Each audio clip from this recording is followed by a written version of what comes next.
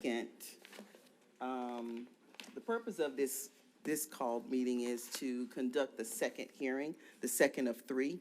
We are required to conduct 3 hearings each year, and this is the second of our public hearing when we prepare to adopt the millage rate for FY '24.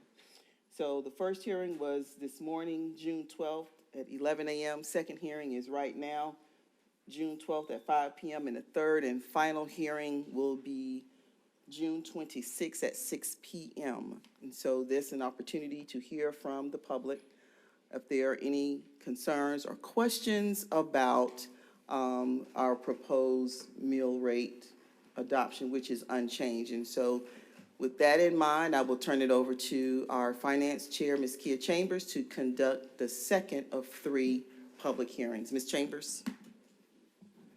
Thank you so much, Madam Chair.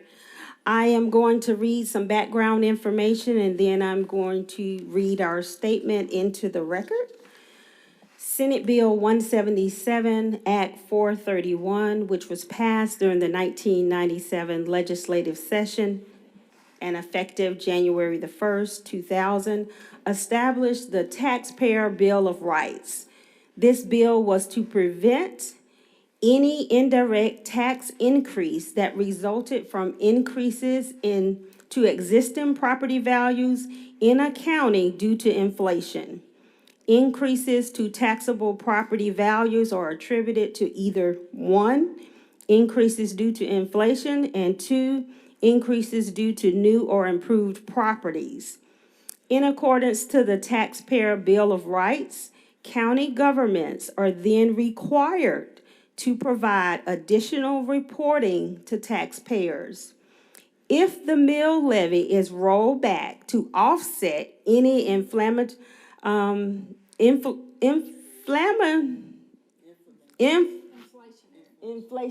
thank you, Lord, inflationary increases in the tax digest, there are no additional requirements and/or reporting imposed.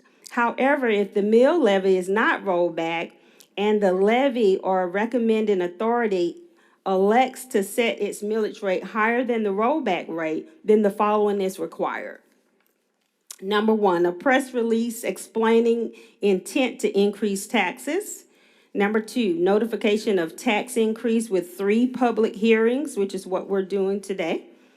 Number 3, publish notice in local newspaper and on official website, minimum 1 week in advance of each of the 3 public hearings. The publications made by the Muscogee County Board of Education regarding the proposed mill levy for fiscal year 2024, calendar year 2023, are all done in compliance with Senate Bill 177, Act 431. That's the background information. So I'm apologize up front because I also have to read this into the record.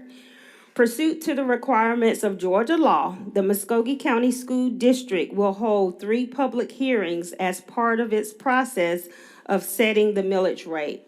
All concerned citizens are invited to the public hearing on the setting of the millage rate to be held in person at the Public Education Center Boardroom, 2960 Macon Road, Columbus, Georgia, at the dates and times indicated.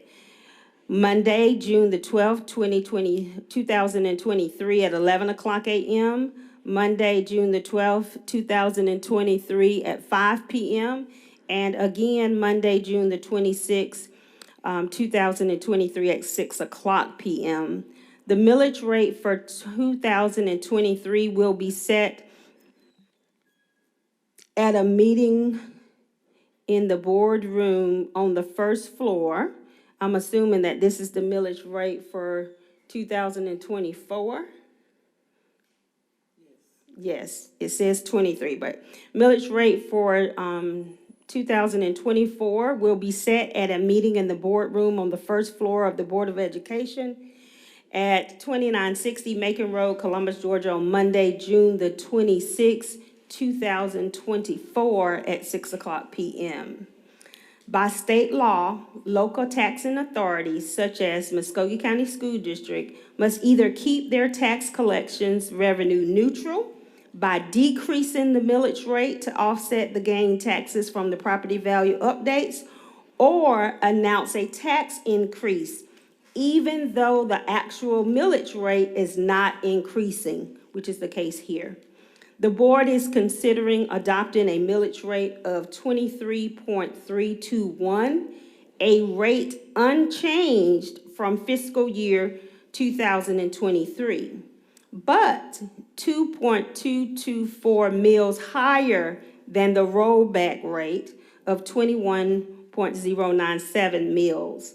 At the tentative rate, 10.54% more revenue will be generated for fiscal year 2024, requiring the announcement of a proposed property tax increase. However, taxpayers whose property values have not increased will see no increase in their school tax bill. I'm going to read that one more time. Taxpayers whose property values have not increased will see no increase in their school tax bill. The board has determined that this proposed mill levy is necessary to provide the resources needed for all students to achieve as we continue in our efforts to be a premier school district. Highlights of the budgeted expenditures including a $2,000 increase to teacher salaries and related scales, a 3% increase to other salary scales, and increase in the cost of health insurance. A copy of the budget along with the 5-year tax digest and MO levy history are available for public review on the district website, or you can find it through the Muscogee County School District Division of Financial Services. I've read that into the record, but is there anyone that would like to speak in reference to the tax increase or the millage rate, which is staying the same?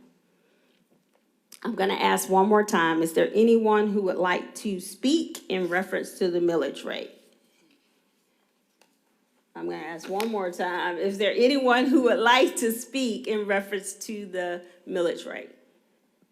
Okay, hearing none. Ms. Chambers, I Yes. just had one point. Sure.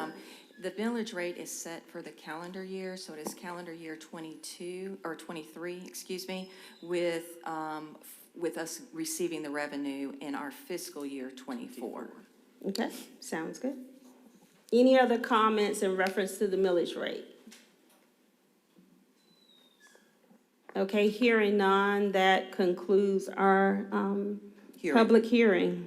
I'll turn it back over to you, Madam Chair. Thank you, Ms. Chambers. And then 1.03, the adoption of the tentative FY24 budget presentation.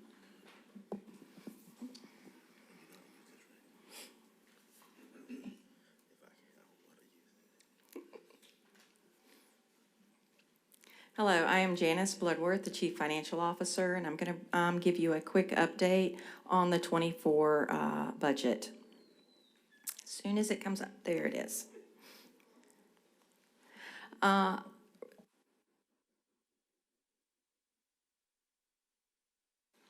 Sorry. This is the tentative budget for all of the funds. I know it is real hard to read and small, but you can also find this on the website as well as in later in the agenda. It is also attached there as well. I wanted to go over the different funds and some unique things that are happening them this year. I'm going to start at the right-hand side and go to the left and ending up with the general fund and going over in detail the general fund. First, I'll start with the library. The library, the one thing to note with the library is they are using a substantial amount of their fund balance this year in order to fund the capital project of their South Columbus Library. With the school nutrition budget, that with that one, they do have fund balance that they have built up over the last couple of years with additional federal funding that we have gotten through COVID. They will be using these funds for various different expenditures that they will have, increased food cost, increased salaries. So they will be using that for that. They have a plan with the state in order to spend those dollars down. The next one is the activity fund budgets. This is just a summary of all of the activity funds, an estimate of what we will be collecting through the school accounts, which are the activity funds. The next one is the federal and state and other programs. Here, the largest of these two these are our federal and state grants. And the largest of those is the ESSER grant, the Elementary Secondary School Emergency Relief that we received in response to COVID. We are about $40 million of the revenue in there is dedicated to that grant. And approximately $16 million of that fund is part of Title I, which is for improving academic achievement. The next column is the debt service. That is our funds that we receive or that we set aside to pay the bond payments that we have for the SPLOST. And the capital projects, that is where we have our SPLOST projects, both the 2015 and the 2020 SPLOST. In addition to that, this year we have the two additional local projects that we are working on. One, which I mentioned before, is the library, the South Columbus Library, which the library is transferring funds to cover that, as well as the renovation at the museum. And we have an agreement with Columbus Museum, Inc. in order to provide us the funding for that. So you'll see a large increase or a large amount, $14 million of other local sources, and that is for the museum. The other state grants, those are state grants that we receive outside of QBE. And one thing to note in this these funds this year is the $50,000 per school grant that we received for safety. That is where those dollars is included in this column. Now, moving on with general fund, I will go into detail of that as we go through the rest of the presentation. First, we'll look at the budgeted revenues. Approximately 60% of our revenues come from the state and 40% come from local property taxes. And that's what approximately those. So we have a little bit that's coming from federal revenue and other local revenue. Looking at our local property taxes, we just held the public hearing for the increase in the property values, which has allowed us to see an increase in the property tax revenue that we are receiving this year. We are projected to receive $139 million of property tax revenue. That is a $13 million increase over the prior year. Moving on to our state funding, which is our quality basic education, our QBE earnings. With our QBE earnings, we will receive approximately $202 million of state funding, which is about a $25 million increase over the prior year. This increase comes from the $2,000 increase to the teacher salary scale, along with the additional funding that we are receiving for the certificated staff for health insurance. In addition to that, in the QBE, we also receive equalization funding, which is funding that is derived from where we are, how we are compared to other districts in the state and our property tax values. So as our property tax values have been lower than the rest of the state, we have received additional funding through QBE to offset that. Looking at the other revenue that we we receive about $1.5 million of federal revenue, and that comes from impact aid as well as a JROTC grant. The other local revenue, the majority of that is coming from our indirect cost revenue that we receive from grants. They allow us to charge the grant for various indirect costs, and that is what makes up most of that number. However, most of the increase in that number is coming from investment income, from interest income that we earn on our funds that we have in reserve. And with the interest rates rising, we are able to see an increase in that revenue. Moving on to looking at the budgeted expenditures, this graph shows you our budgeted expenditures by function, which, as you would expect, instruction is our largest function at 66% of our expenditures. Our next largest area is in facilities and operations that make up about 10% of our budget. Looking at expenditures year over year, you can see that salaries and benefits increased about $23 million for a total projected amount of $299 million. This increase is once again coming from that increase in the health insurance, as well as the $2,000 raise that was proposed by the governor. In addition to that, we are proposing a 3% raise to scales that are not tied to that teacher salary scale that are receiving that $2,000. In the operational expense area, you can see that it is $41 million that we are budgeting. This is a $7 million increase. This part of this increase is coming from the movement of the subs to the operational expenditures, for a total of expenditures of $341 million. And this is just kind of a repeat of what I was just saying about the salaries and benefits, that we are having the $2,000 raise for teachers, as well as a 3% for the other scales. In addition to that, individuals will see the step increase related to their particular salary scale. As you can see, I've talked about the health insurance several times tonight. The health insurance per month per person is going from $945 to $1,580 each month. That is a 67% increase. And that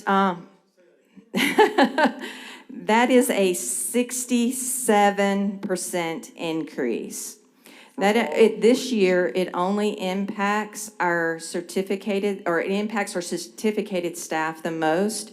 They are phasing in the non-certificated staff over the next 2 years. So within the next 2 years, it will also be at the $1,580 per month per employee.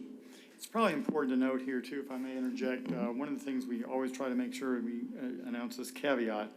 When the governor provides a raise of $2,000 for certified employees or increased health care costs that come from the state in terms of revenue, it does not send enough to cover all of the raises for certified personnel or for our health care increases. So it's important to note that it's not a pass-through. We receive enough money to cover all of the employees, and that's true for every district in the state, as far as I'm aware. So that starts in January. It started in January of '23. So they made it retroactive back to January when the budget was, the midterm of budget was approved. And for non-certificated, It starts January of '24, yes. certificate was retroactive. Right, that is correct. It was retroactive back to January of this year. Yes. In addition, okay. Just because, I'm kind of a stickler in terminology. When we say other salary scales, does that really mean everybody else? that we have scales that are tied to the teacher salary scale. For example, like the principals, whatever happens with the teacher scales will happen with the principal scale. So those scales will see a $2,000 increase. All other scales will receive a 3%. Okay, but when we use that word scale, is everybody on some kind of scale? Yes. That's, okay, that's what I need to know, thank you. Another area that we are looking to give increases is in the area of our supplements, our athletic, music, and academic supplements. We have not finalized this plan yet. We will bring it back to the board once we do, but we have set aside some additional funding for that. And also in the salaries and benefits, we did add a couple of positions to support various needs of the district. There were one that we're going to be looking at tonight is the Director of Professional Development. There were a couple positions added in student services, and then one in facilities and operations to help with the cameras that we will be installing in the schools.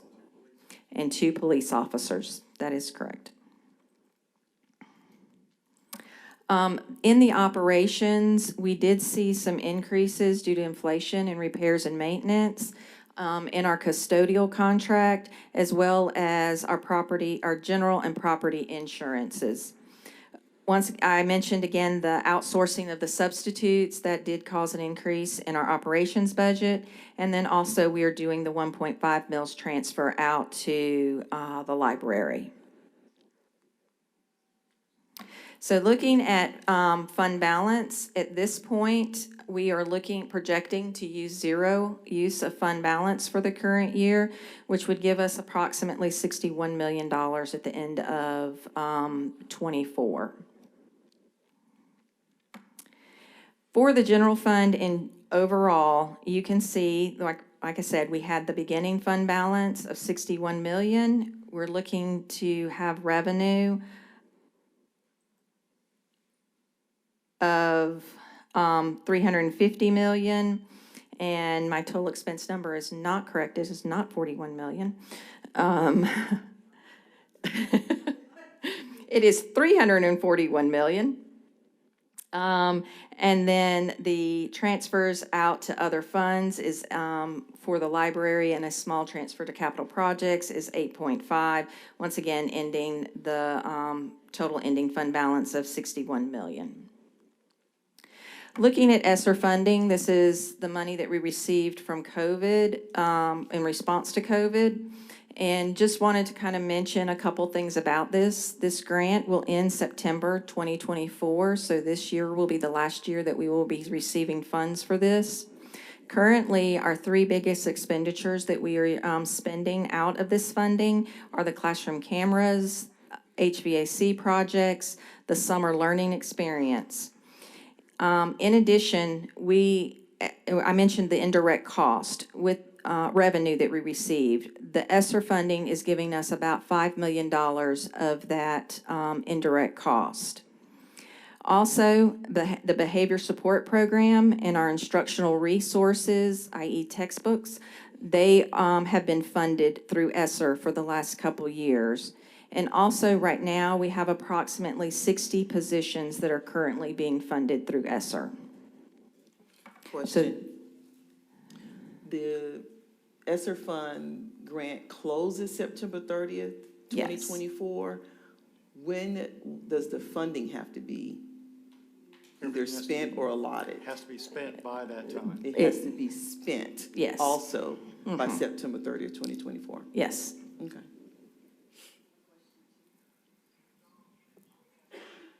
Okay, Ms. Chambers. Of the 60 positions that are being funded through the ESSER funds, are all 60 of those positions currently filled? The ones, I think we have approximately 60 that are filled. And obviously some are coming and going. The majority of those are intervention teachers that we put in all of the schools back when we first started receiving this funding. So let me also make a note about that too. A lot of those are filled by people who are doing part-time or doing some intervention work, whatever. And we don't anticipate anybody losing a job when this all goes away, that they'll be able to fold right into, assuming they are certified appropriately, to move into a position with us if they desire to do that. Right, once the funding goes away. And so, the other thing I do want to make mention, the budget does reflect, I'm sorry. Finish that question, because I don't think he's answering that, what you just said. So the 60 positions, once the ESSER funds go away, September 20, positions go those, away.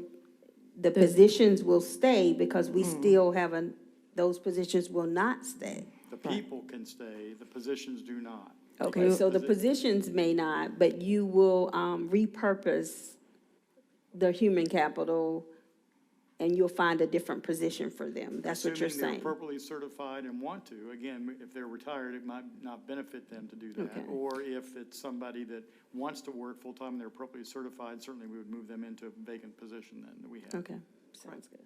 Also, if you go back to that slide, I just want to make a couple of notes about this. I've already mentioned about the salaries and the health insurance that is not covered. I am really proud of the fact, I want to acknowledge Janice and all the division chiefs for their work in presenting a balanced budget. We have started, this budget will reflect that we're starting to move and have been moving things from ESSER over back into general fund going forward. So that's important to note there as well. And then all the classroom cameras are something we've been talking about. We'll talk about that later this evening, but that's something we've been talking with our teachers and our teacher advisory committees about, as well as our principals and so on about that. We've had some demonstrations of that, what that'll look like. Our HVAC programs and projects are for updating the filtration and that kind of thing in the schools where that's where there's a need for that. And of course, our summer learning experience. So, and I want to say the $60 million, that's basically the recommended amount that the state recommends that we have in fund balance for that so-called rainy day. I do want to also mention that we are predicting, based on what we've heard from the state, is to be very conservative because our goal is to try and find that sweet spot in the budget where we're have programs and personnel where they're needed the most as we go forward. But we do predict there's going to be an economic slowdown, and the state has warned us that there's a potential for that happening Q3, Q4, and so for us to really take that into consideration going forward. So we are trying to be very conservative with our budget, knowing that there's probably going to be the possibility of even a mid-year calculation or possible recalculation going forward. So we're trying to be very conservative in what we're doing, but also find what is obviously needed for our students and serving them with our curriculum and with our staff.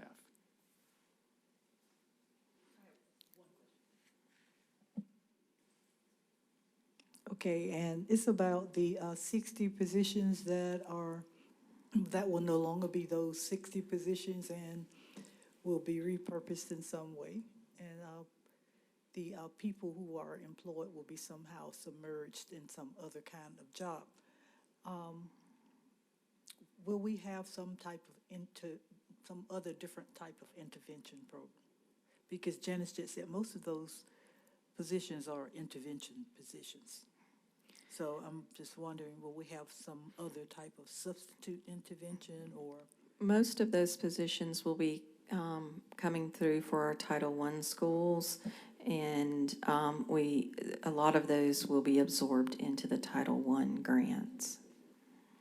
So will we have any more interventions? We've always had Title I for years and years and years. So I was wondering if we will have any kind of intervention programs, any other different type of intervention. And maybe we'll look at it at a different time, but I'm just wondering if we'll have some type of intervention program, Keith. As you said, we've always had some kind of intervention program, and we will continue to have intervention. It just will not be to this level. Yeah, I mean, those positions were part-time, half-time positions that were easily identified through retired teachers and so forth. We've always had intervention in our most needed schools, our Title I schools, so we'll certainly continue that. And that budget will have to be repurposed for those positions. That's to all continue. I was asking. Yeah. I'm not asking if it's going to be the same intervention programs, because they were financed in a different way. Yes. I was just asking if we're gonna have some type of intervention program. Yes, That's we'll still have intervention teachers focusing on the highest need students through our Title I budget for those particular schools. We also have our 20 additional day funds that we use for after-school tutoring to help support those particular schools. And that goes across all schools, Title I or non-Title I schools. That's good.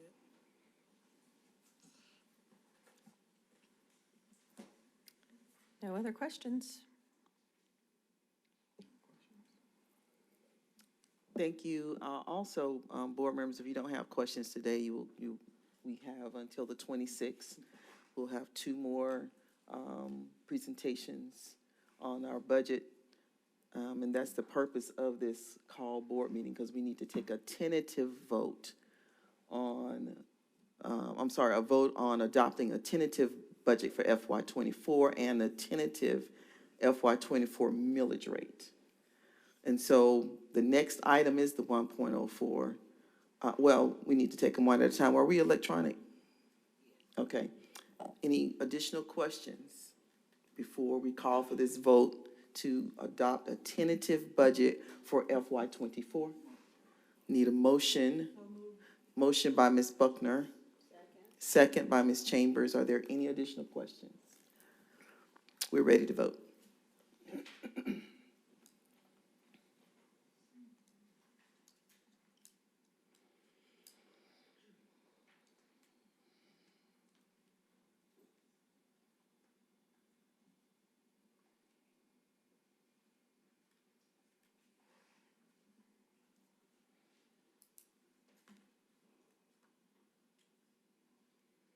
All right, that passes for the tentative adoption of FY '24 budget. Item 1.04 is to adopt the tentative FY '24 mill rate.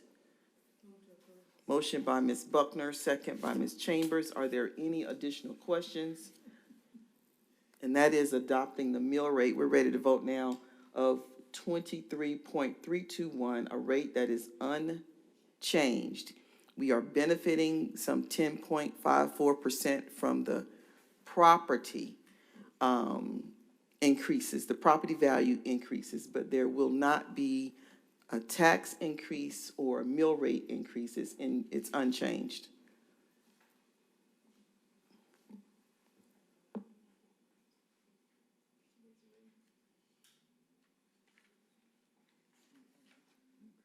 All right.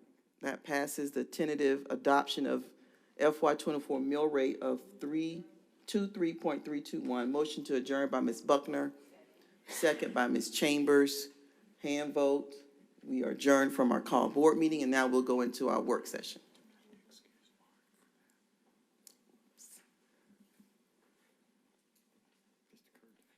Yeah. We needed to have excused Mr. Cantrell.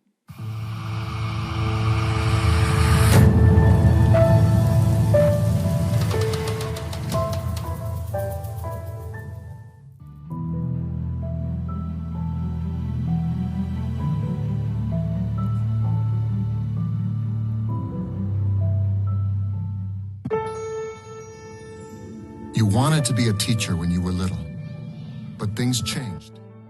Teaching didn't seem that cool anymore, so you decided to become something else. But what would your 12-year-old self say?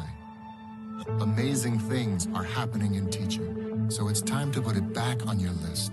Don't try to convince yourself otherwise. You had it right the first time.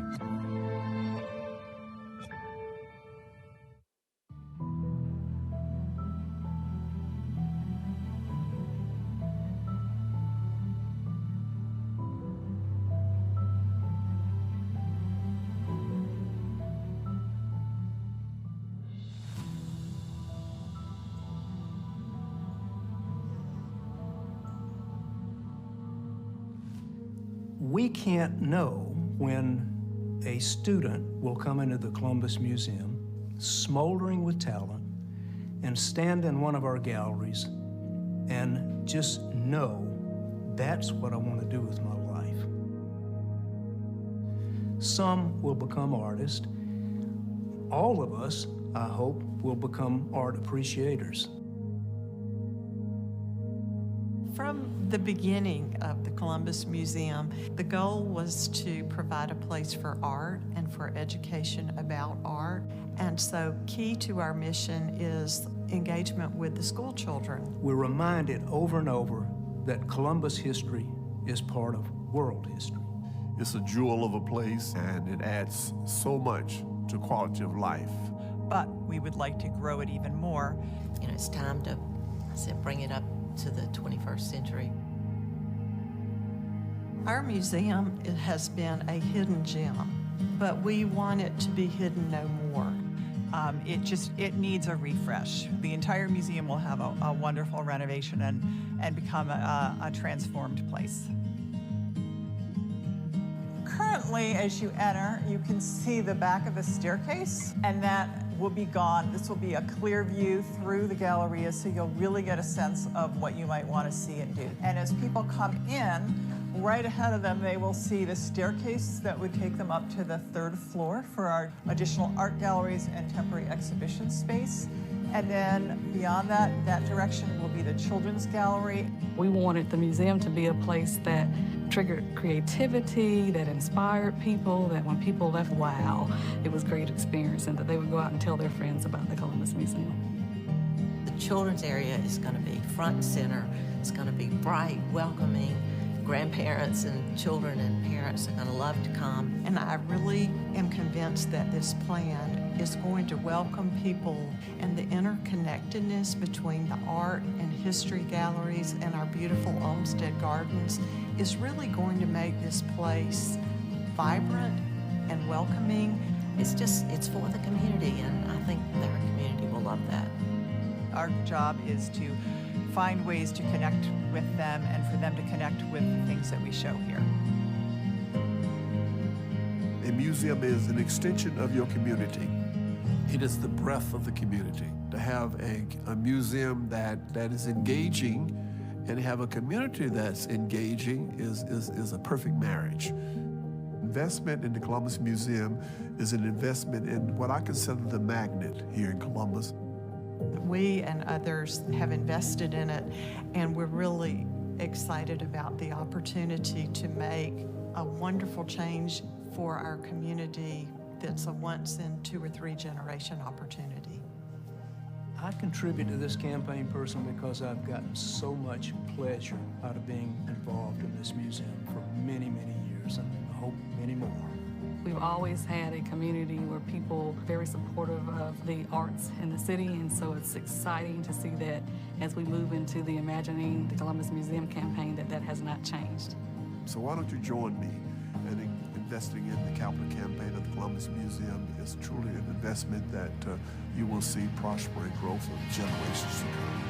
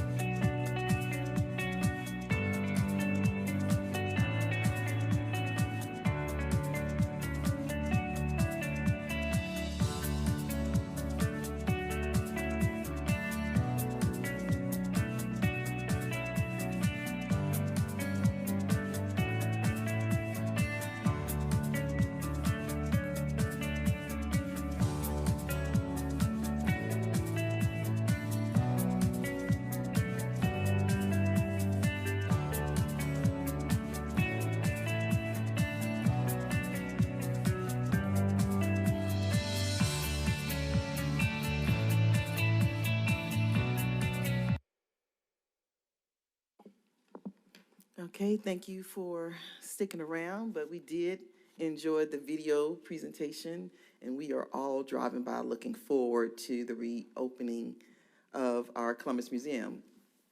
I shouldn't say reopen because you're currently open. It's open, it's under a lot of construction, but if you follow the detour signs, you'll be able to go and visit. Yes, it's still open. It is still open. So we'll have to continue to play that video to get people excited and hopefully contribute to the capital campaign. So this is our work session, June 12, 2023. We will go right and welcome all of our visitors. I see some of our building leaders, our principals, assistant principals. If you would just stand or wave so we can recognize you. Thank you for all that you do. I would say, hope you're having a good summer, but I know you're working and planning for the best possible year ever in August. So thank you again for everything that you do. We'll move into our public agenda. We have one speaker, Taria Jones. Ms. Jones, are you here?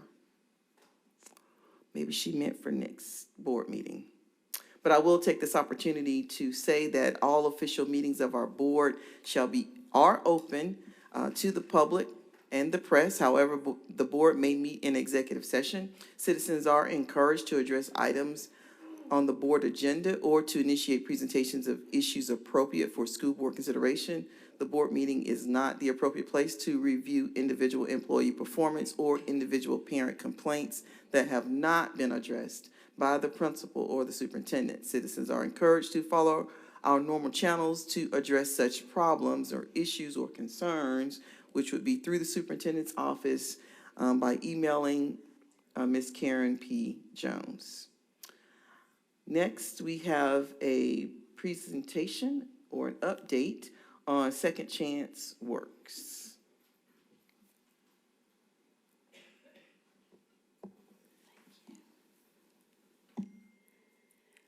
Good evening, everyone.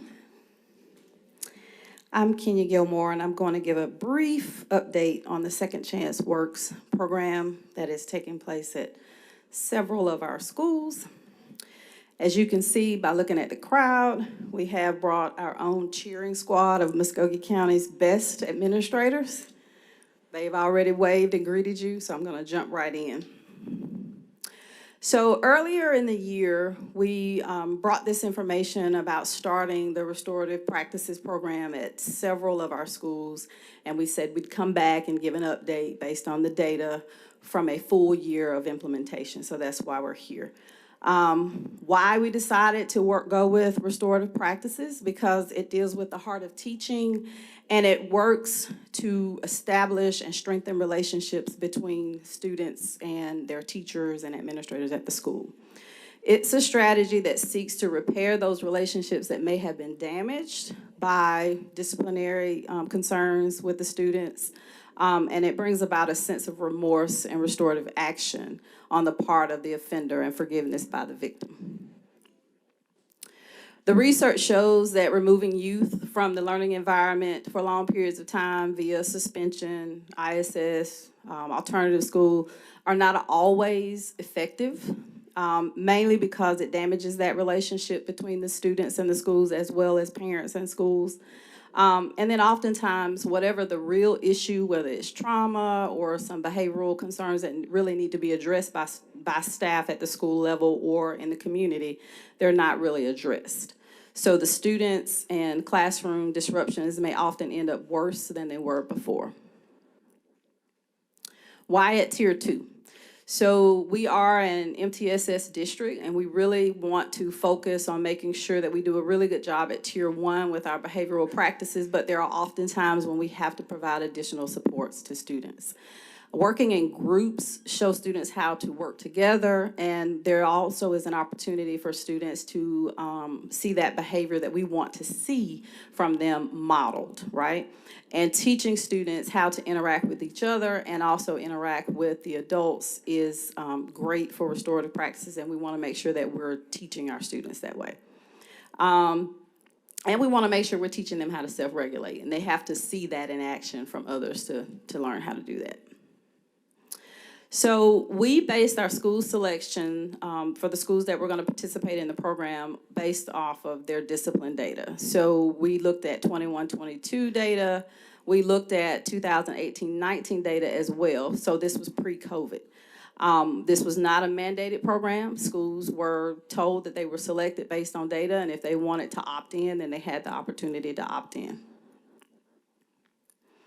Some of the results from restorative practices and what we were really looking for is to get those disciplinary referrals and suspension numbers down, okay? We wanted to make sure that we did improve the school climate, teacher retention, morale, and overall better engagement in the school with our students. These are the results that we have based on our schools. We had 19 schools that participated in the program. We had a total of 1,815 students that were serviced, 1,370 total parent contacts via telephone or face-to-face conferences or participating in sessions themselves. Students with repeat of the same offense, 1.5%. So of the 1,815 students that we serviced, only 28 had a repeat offense of the same offense. Students with repeat of different offenses, 3.2%. So of those same number of students serviced, we only had 58 students that had a repeat offense. And we saved 2,316 OSS days.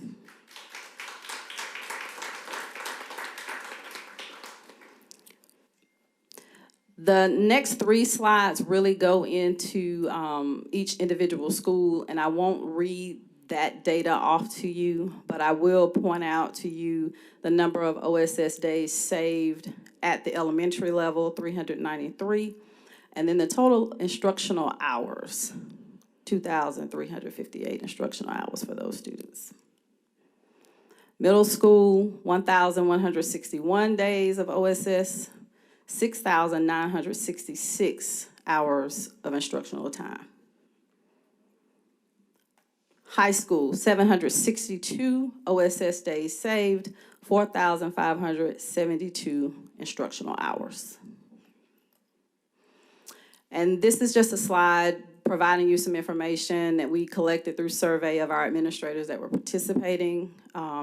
And it's basically telling you that they feel like the program is beneficial.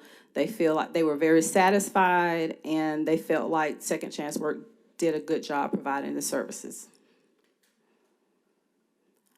Our next steps, we are using ESSER funds to fund this, so we're going to continue the program for the 2023-24 school year with approval and available funding.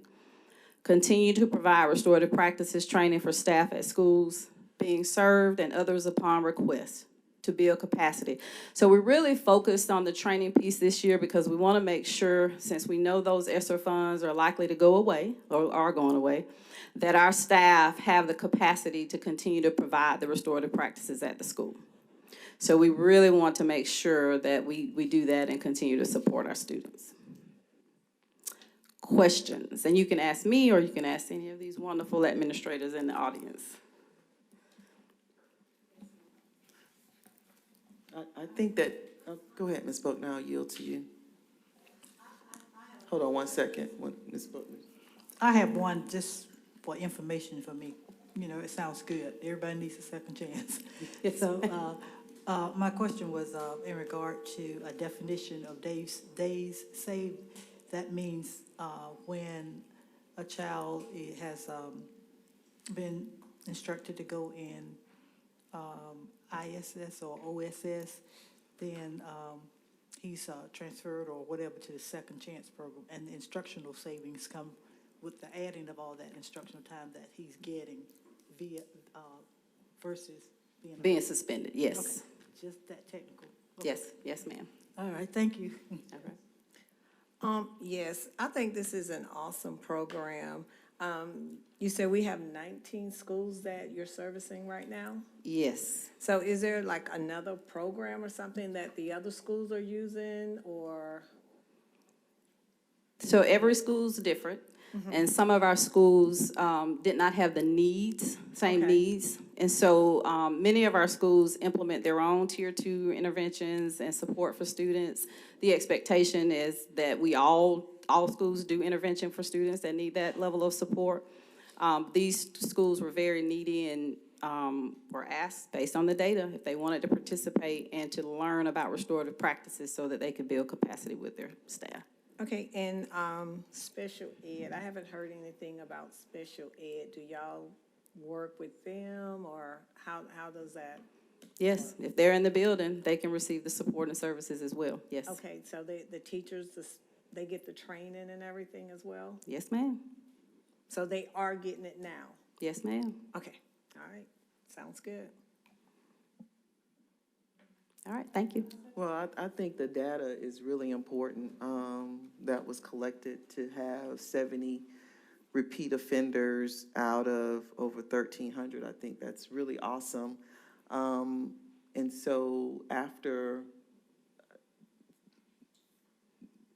are we going for the next school year expending those ESSER funds? Yes, ma'am. Okay, so 2025, we hope you all will be coming back to us prior to 2025 school year to let us know what we're going to do in lieu of that going forward. Yes, ma'am. We Okay. can provide update. All right, Dr. Lewis. And I'd just like to thank and commend our principals, our administrators in our schools for opening their doors and allowing Dr. Flowers. Dr. Flowers is here. There he is, Dr. Flowers. Thank you very much. We wanted to say thank you.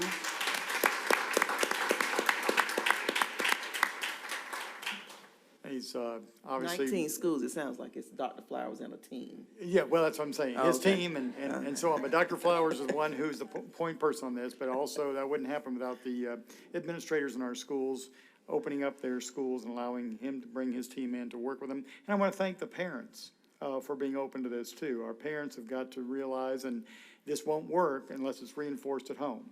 We can't ask children to live one way 6.5 hours a day at school and then go home and possibly live a different way or whatever. This is the way these parent modules really help the parents to reinforce the expectations we are setting and establishing in school, and that is critically important. So I just want to thank the parents as well as our teachers and our administrators for helping us to make sure this is truly a congruent and fluid process that is utilized both in the school and at home to help ensure that students come ready to learn and continue to learn and be productive members of our community.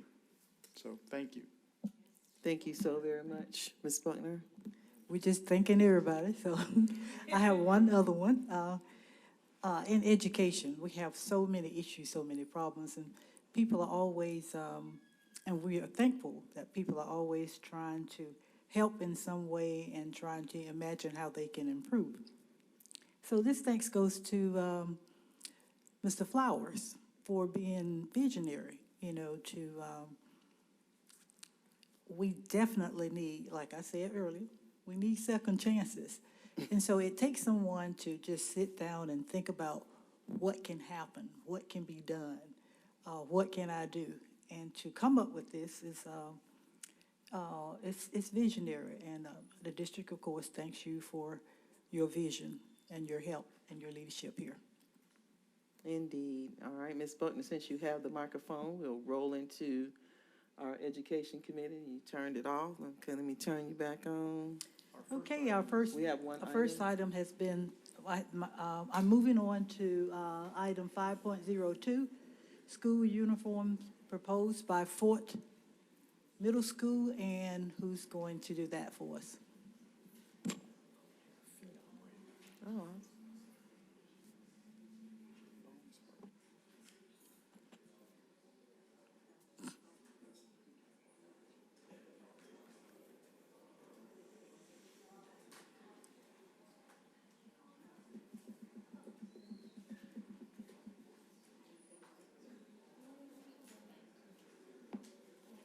Hey, how are you? Thank you.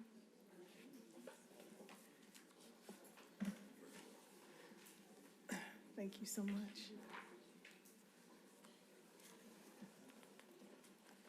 Good evening. Thank you for allowing us to come this afternoon. I brought several of my colleagues with me today to support this proposal, and I just want... And you are... Okay, sorry. I am obviously my first time presenting to this board, or any board. I am Amia Hamilton, the principal at Fort Middle School. Thank you for allowing us to come.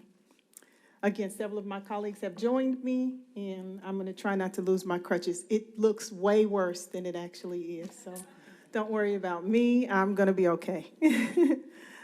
So it's a proposal for Muscogee County School Board to Muscogee County School Board for Fort Middle School Service Learning Magnet Academy to adopt uniforms.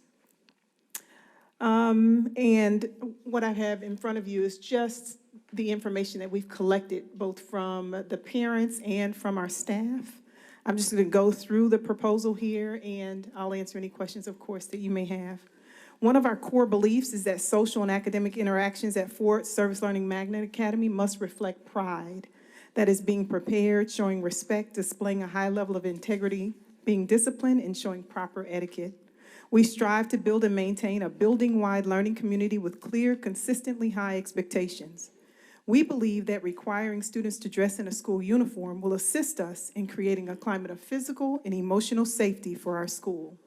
School uniforms will also help our school community in positively identifying Fort Service Learning Magnet Academy students engaged within the community.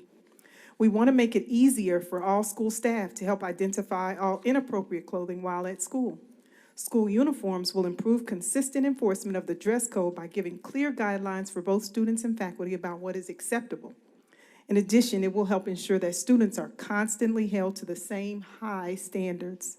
For many of our students, focusing on clothing and accessory is too distracting and moves them away from their primary reason for attending our school. We plan to work hard to maintain a consistent focus on learning, and we believe that a school uniform is one tool among many that we can use to employ, or we can employ to do this. The uniform proposal consists of students wearing khaki uniforms. That's, the bottoms are khaki, excuse me. And the tops will be white, yellow, and blue, and I'm just gonna paraphrase that second page. I think what is important also falls in the last paragraph on the second page, and that is students who arrive to school not in uniform will be given the option to select suitable uniform attire from our school clothes closet after parents are contacted. We have partnered with, our business partners are going to get us started in that stock, and we will use some of our COF funds as well as our PTA support to ensure that we have uniforms on hand of all sizes so that students who come to school not in uniform will be allowed to get changed quickly and get back to the business of instruction. And then furthermore, the parents and students with the greatest need will be identified and afforded the opportunity to partner with Sarah Spano for free uniforms as needed. On the second item in the folder depicts our survey. We opened the survey up twice to collect this information, and as you can see, of the 451 responses, there were 305 yeses and 146 noes. And then the final page is what the staff had to say about that. Of the 33 teachers that we polled, 35 teachers that we polled, 33 said yes and 2 said no. And then the support staff, 15 were polled, all 15 of them said yes. They believe that this is a fantastic idea. Do you have any questions?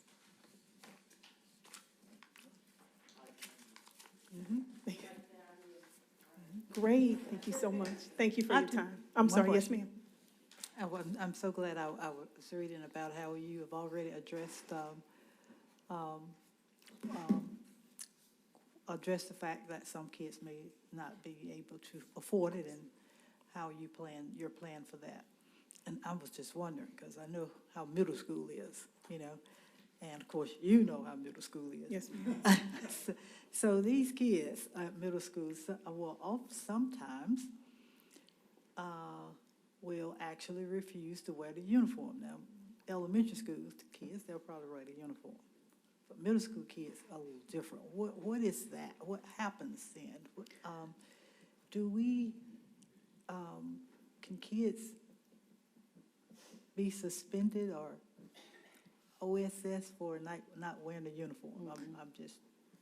So we do not intend to give any student out-of-school suspension for refusing to wear uniforms. What we intend to do is provide them with an alternative instructional setting. We have an opportunity room that we will use for those students who refuse. Instructional setting. Yes, an alternative, yes, ma'am. We have, a strict dress code policy already in place. And for those students whose parents we contact, my experience over this past year is that the parents will either bring them whatever school clothes that they need, or they will instruct them to wear, because I already have a closed closet presently. They'll instruct them to put on what we have, or the parent will say, just put them in the opportunity room for the remainder of the day and we'll get this fixed. So we don't anticipate any overly egregious behavior.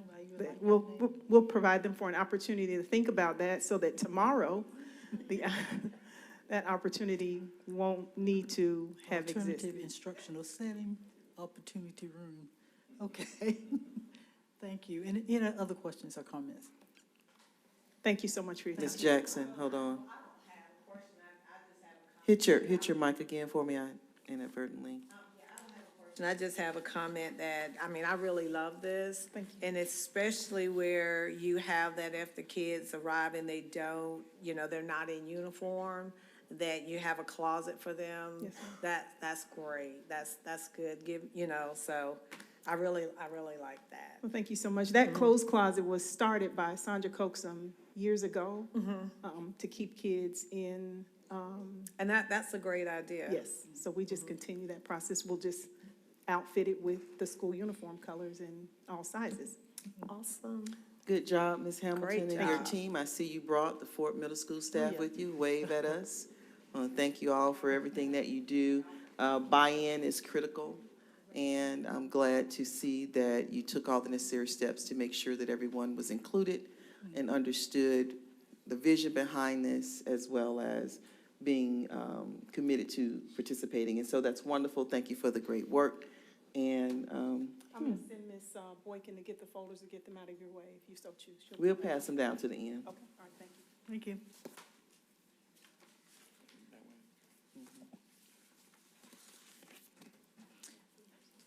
Our next item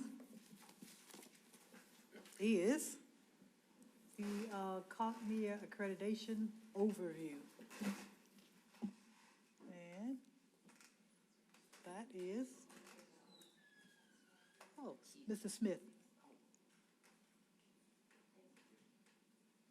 This is both of y'all?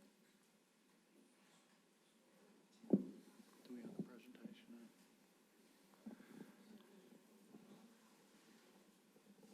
There we go. Board,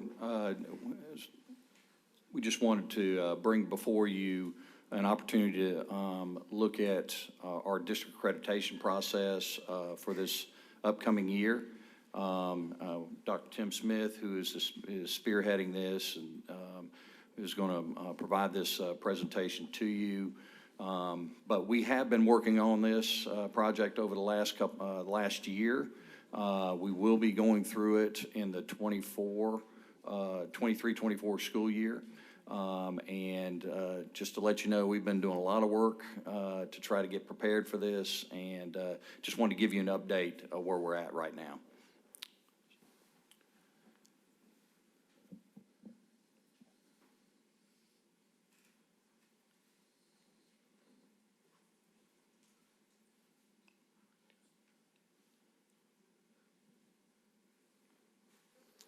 All right, so good evening. As Keith has said, we've been working on this for a while, and we'll have got a good road ahead of us still to go. So just a few acronyms you'll see on these slides. CNA is our Comprehensive Needs Assessment. We do that for the district level, and each school does one. Our District Improvement Plan is the DIP, and then SIP is for the school improvement plan, and then fiscal year for FY. So what is accreditation? The intention is to drive improved student performance and just ongoing improvement in our schools in the district. It requires districts to continuously meet cognitive policies, standards, and requirements, and it is intended to be an improvement journey, one that doesn't just happen around accreditation time, but it's supposed to happen over time in between reviews. It should be personalized, relevant, and meaningful for our schools and students. So why do we do accreditation? It is a voluntary process. There's nothing that says we have to be accredited, but it does not a good look not to be accredited. So it illustrates how districts provide a quality learning experience for its students. It's a tool that helps promote public trust. Districts that do not have accreditation struggle with maintaining their students. And then it provides a structured way for us to reflect on the work we do. So we've got a lot of partners that have been and will be involved in this process. There's a core team with about 6 of us that are behind the scenes doing a lot of the planning and organization pieces. The extended team consists of basically all of the chiefs and directors. Principals and school liaisons will be involved, so all the principals have identified somebody in their building to be that school liaison for each site. School board will be involved. That's one of the requirements during the accreditation process because there's standards in there that tie directly to the school board. Teachers, students, parents are involved, and then community partners as well. So the last time we had accreditation, we were on a 5-year cycle, and they've changed it to a 6-year cycle now. So we're in FY23, where right now we're redoing our comprehensive needs assessments, our improvement plans. And then the next 2 years, those are 3-year plans, so the next 2 years we'll just be revising those plans. And then in spring of FY26, we'll be right back where we are now with the needs assessment and improvement plans. And then 2 years revisions, and then spring of FY29, we'll be prepping again for another accreditation visit. They've changed the standards. They actually change the standards pretty much every cycle. So every time we talk about accreditation with the board, we're talking about new standards. So the old one, they used to group of them in domains, those 3. There you see leadership, learning, and resource capacity. They've changed that to key characteristics now. So they've made those 3 buckets into 4. So there's a big focus on the culture of district and school, leadership that's tied to student achievement, engagement of our students into learning, and then growth and learning. Are we growing our students and making those gains? Within those new standards, they really wanted to focus on them being learner-centric. So you'll see a lot of verbiage in standards that are tied specifically to the students. It emphasizes student voice and agency, which is good news because that's been a big focus of ours in a personalized learning initiative. And so that will tie well to this process for us. There's a focus on equity, demonstrating that equity, emphasizing the expectation of equity for all students, not just some of our students. And then the well-being of our students, addressing multiple aspects of their circumstances and environment through the school experience. So you see there, standards 1 through 6 is in that first key characteristic, the culture of learning. There's a focus within those 6 standards on the mission, vision, and values of a school district in its individual schools. Leadership for learning, standards 7 through 15, really focuses in on the responsibility we have to influence and impact student learning through leadership. And then engagement of learning, standards 16 to 23, we're engaging all students. How do we do that? How do we show that we're doing that? And then growth and learning, the last 6 standards, and that's focusing on how do we transition those students to the next levels of learning? How are we making those improvements for them? I guess thanks to COVID and just the workplace environment now, there's been some pretty significant changes in how they approach the review process, where we used to have a team that would come into the district and come on site. Cognia no longer does that. So it will be strictly a virtual review. We will upload all of our evidence into the portal by all districts that are being reviewed next year have till February 1st of next year to submit their evidence. We'll be assigned a Cognia lead evaluator who will coordinate the pieces where there are dates involved. Like there will still be some interviews, but they'll be via Zoom with 1 or 2 people rather than a team of people. So where are we now? We have completed a self-rating of the standards at the district level. Schools are completing self-rating in their school improvement plan process currently. We've identified needed evidence for each standard. We have shared that evidence that would be collected from the school with the school liaisons and also with the principals.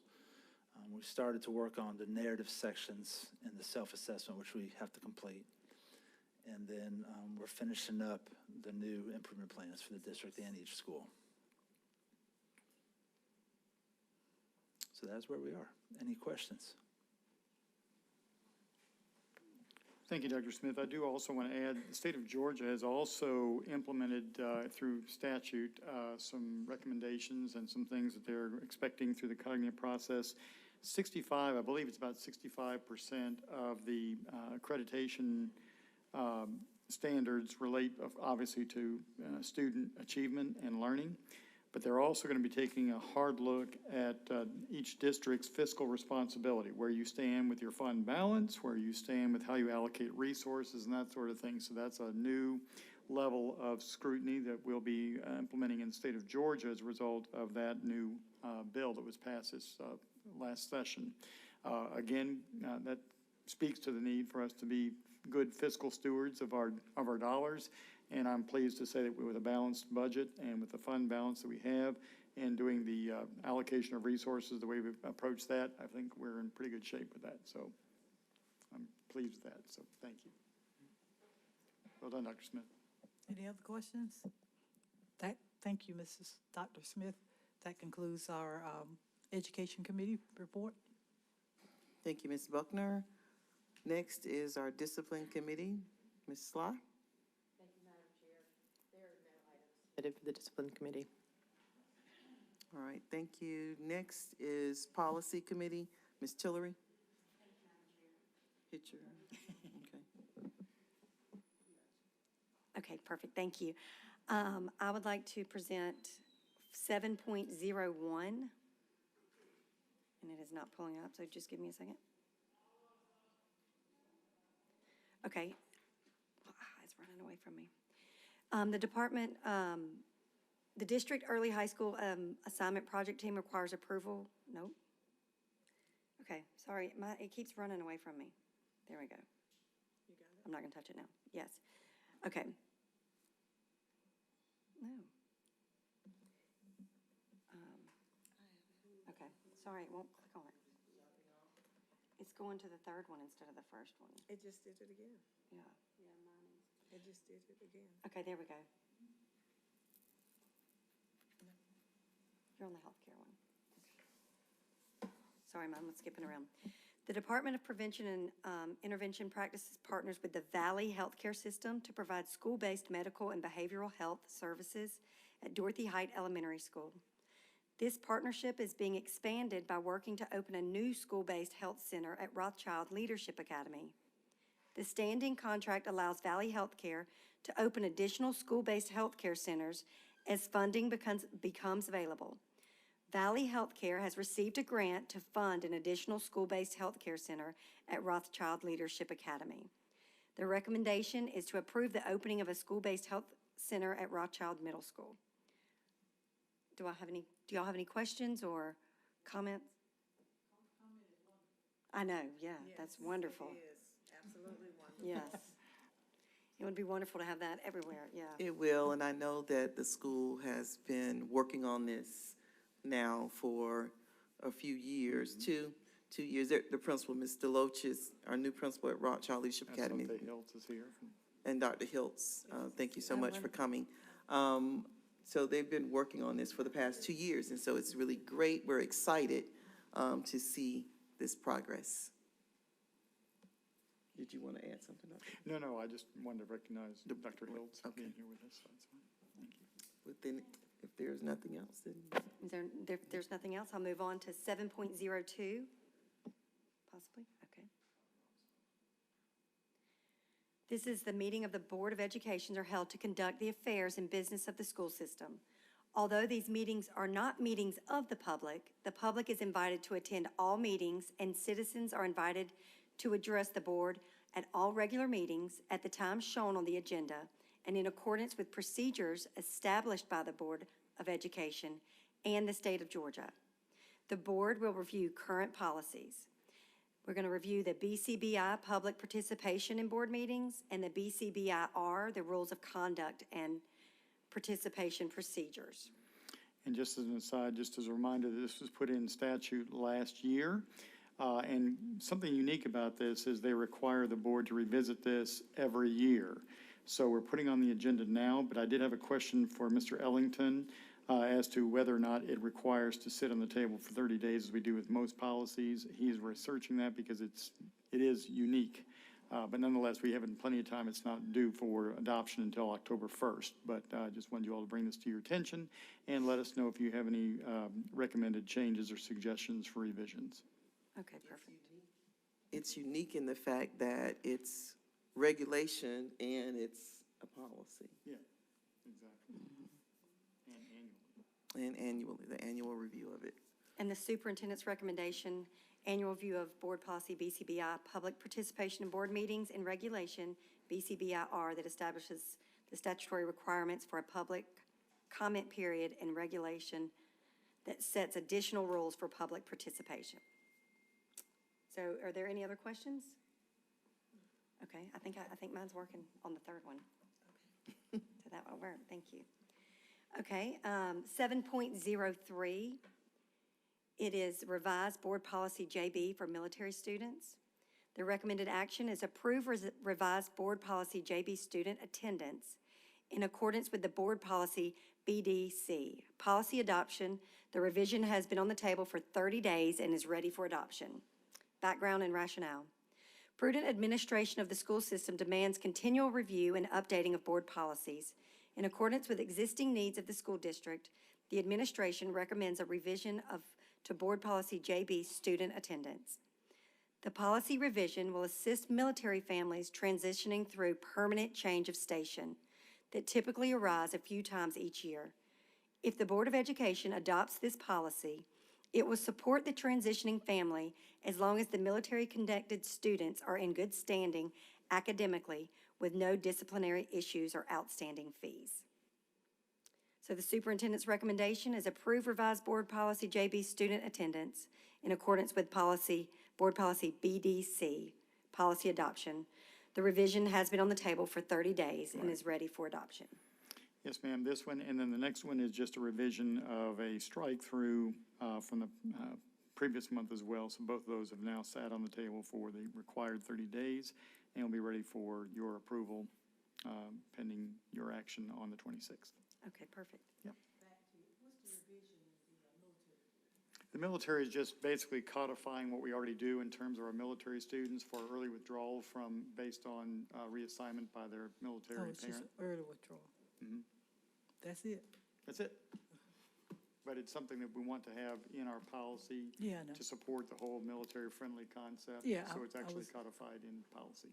But we've been doing that that's been our common practice. Do we have something for the military, like, when their parents come back on leave? Like, I just know where I used to work with a big military population. When they, come, but like if they've been deployed and they come back, they can get so many days off. No. Okay. All right. No. Are there any other questions for 7.03? If not, we will move on to 7.04, edit board policy IDE co-curricular activities. As Dr. Lewis said, this too has been on the agenda for 30 days and is ready for adoption. So the recommended action is approve edits to board policy IDE co-curricular activities in accordance with Board Policy BDC. Do I have any- Basically just strikes through the fact that it's been written in this policy that the board approves athletic schedules, which has not been practiced No. for some time. But because it was eliminating the board from the process, I wanted to be able to be on the table for the appropriate number of 30 days. And the final one is just one that I've requested for you to consider.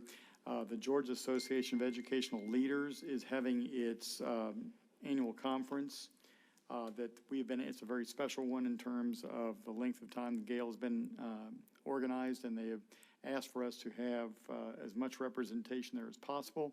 Unfortunately, it happens to fall on what would be our work session meeting date, and we have a number of administrators, I think somewhere between 50 and 60 planning to attend. So I'd like to ask, since July is typically a little bit lighter schedule, to maybe combine the work session and the board meeting together for what would normally be just the board meeting on, I think it's July the 17th, to just combine those two at 6 o'clock on the 17th. So that's the request. Okay, well, that was 7.05. Are there any questions?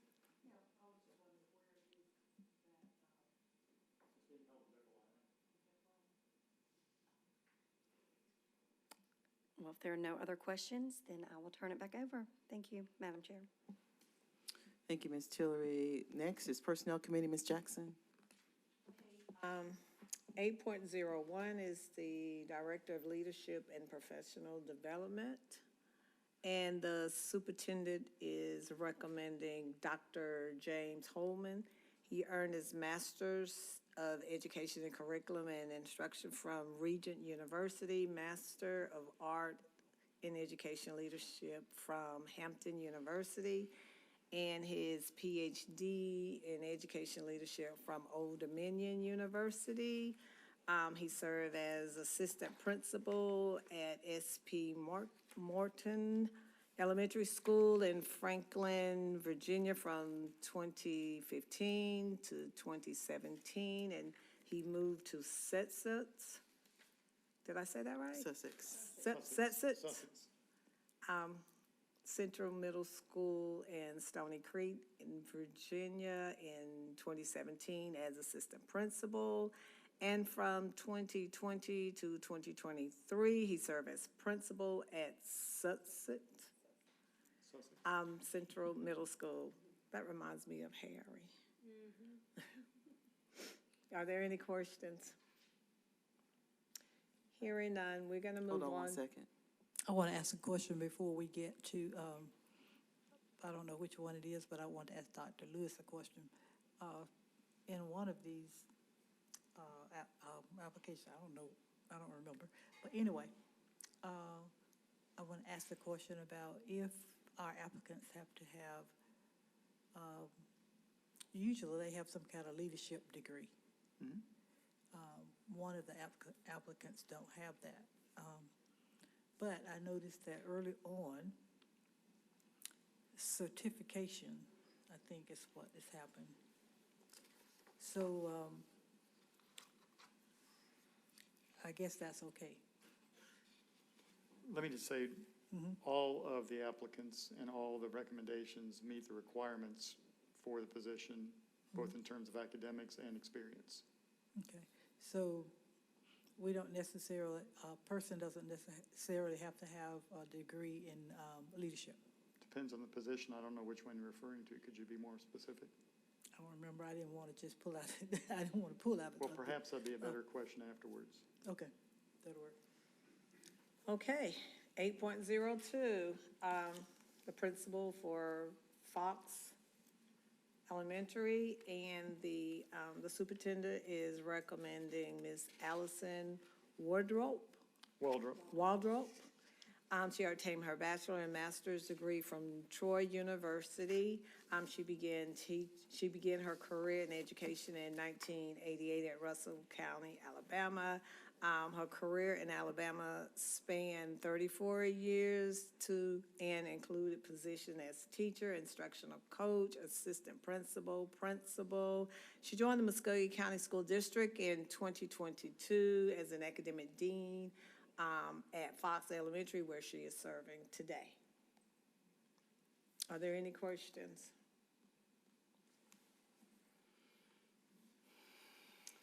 Hearing none, we're gonna move on to 8.03, and it's the principal at Waddell Elementary.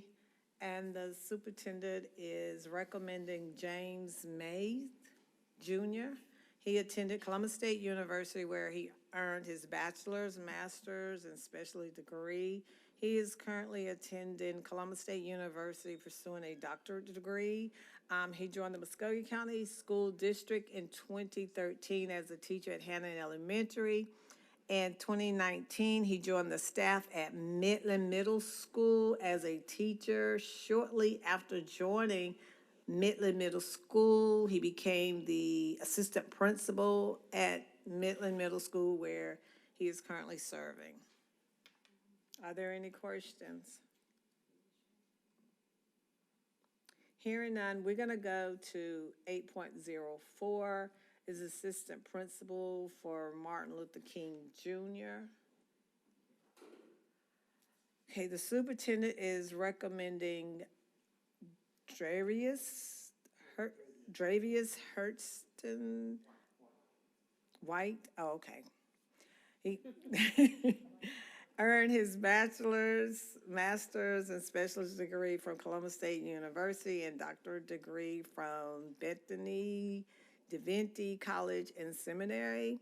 Dr. White joined Muscogee County School District as a paraprofession in 2003, and he moved into the ISSP Tech from 2007 to 2008.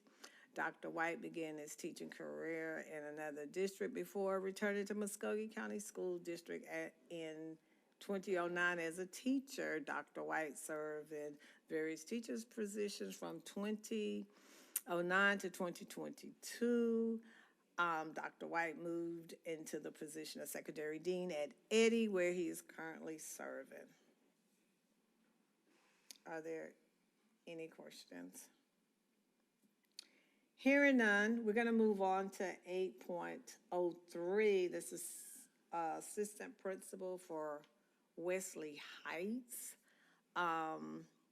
The superintendent, excuse me? Oh, 8.05, I'm sorry. Oh, it's jumping. It's jumping. Hold on. I think I got it now. Okay.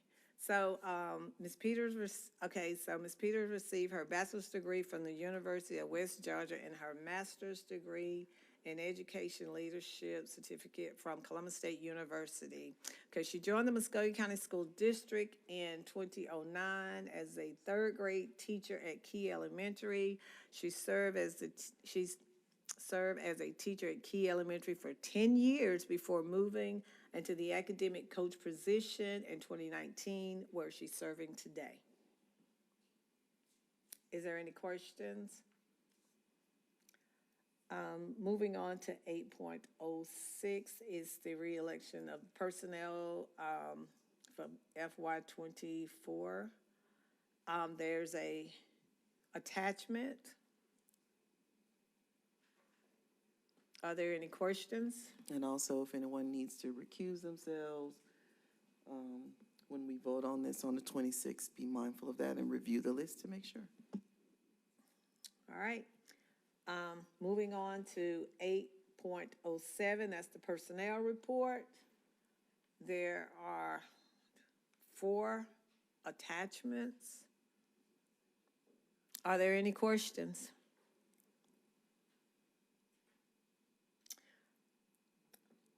Hearing none, Madam Chair, it's back at you.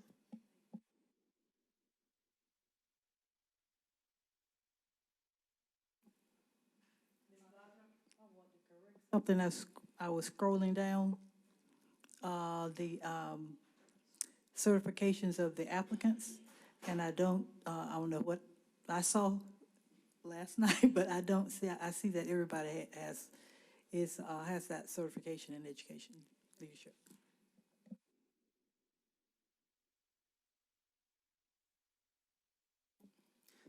Thank you, Ms. Jackson. Next is our property committee. Ms. McCray will assist us with that one. So keep in mind, I just got asked to assist with these, so if I'm kind of reading them as I go, I've glanced over this earlier. The request is, sorry. Yes, we're all stepping up today. 9.01, request from Marshall Success Center to name the Media Center to the Judy Ann Rutledge Purnell Library of Cultural Excellence. The administration and stakeholders at Marshall Success Center are in agreement to name the library in honor of Judy Rutledge Purnell. Do we have any questions? There is an attached letter that goes into a lot of, do I need to read that? Explanation of all the wonderful things that Mrs. Rutledge Purnell has done. Doctor, sorry. 9.02, naming of the new elementary school. In accordance with board policy FDC naming facilities, Ms. Buckner is she represents District 4, will provide an update on the process to name the new elementary school in District 4. We're still in the process of eliminating candidates. What we've done, we have a committee of 7, and we have representatives on that committee from the 2 combined schools, 2 from Dawson, a teacher and a parent, 2 from St. Mary's, teacher and a parent, a district administrator, Mrs. Kimberly Wright, and myself, who represents the board. And we got that composition of people from researching how schools in the past have how they have named their schools. And we also developed some guiding principles by which we are using to select our candidates. And we use some principles from other districts. And then we surveyed our own schools, our own community, and we developed other guiding principles. And from that, we found that 79% of our survey wanted geographical features for a school. 67%, about 67% wanted a person, and I'm looking for my stats. And board members, that's on the board docs. I attached that to board docs too. Let's see. I think it was, I'm at the age I can't drop down and find anything. Okay, so 80.2 indicated that schools should reflect community values and beliefs. 79.5% indicated that the schools should represent local history. Okay, so we're still in the process of finalizing our choices. And also we decided to name this school after a person, because even though it was slightly different from 67.3 for geographical features and 73.3 for, geographical figures, and the 67% were for persons, we found that when, on the survey, when they indicated that they wanted some geographical markers, they didn't put any explanations. We didn't have that much to work with, but they did when they indicated they wanted a person.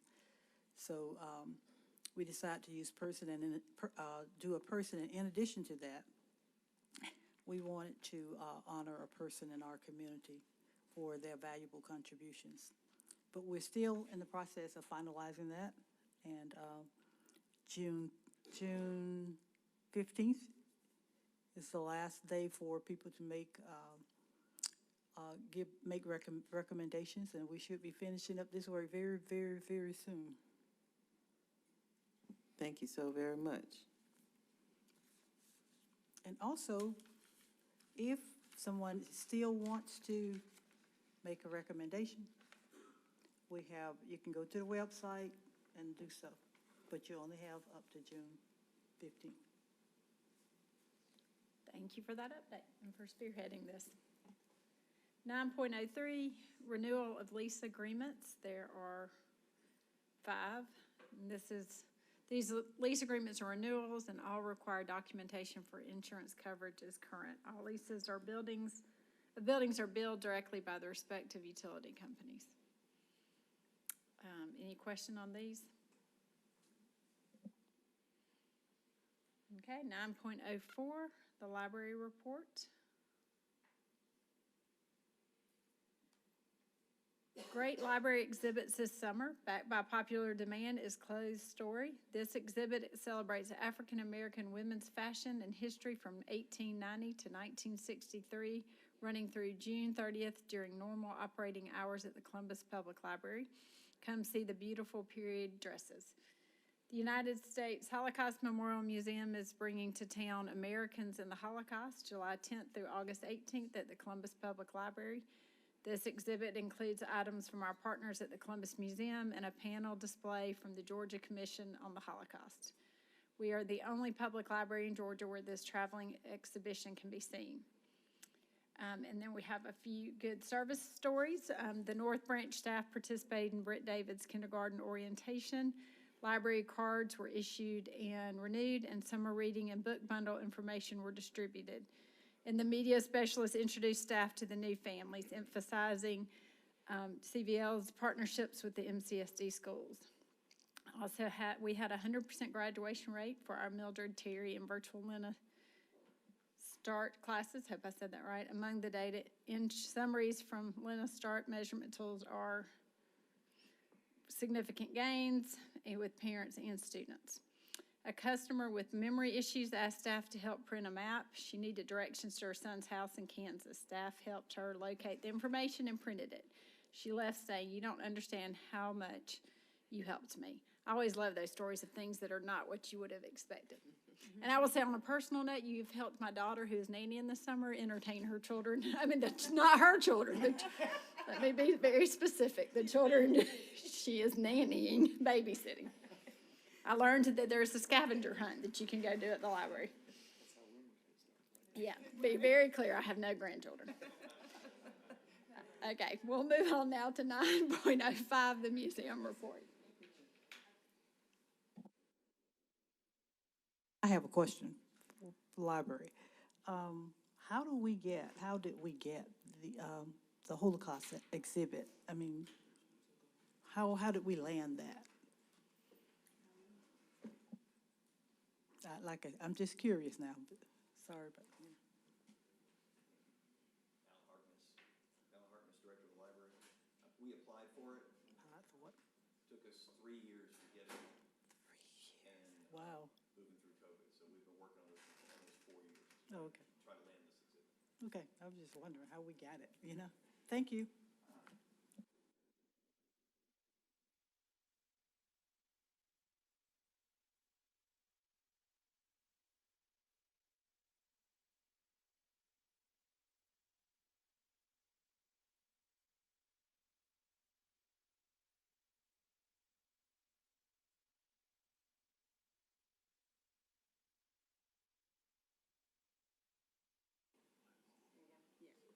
Okay, thank you.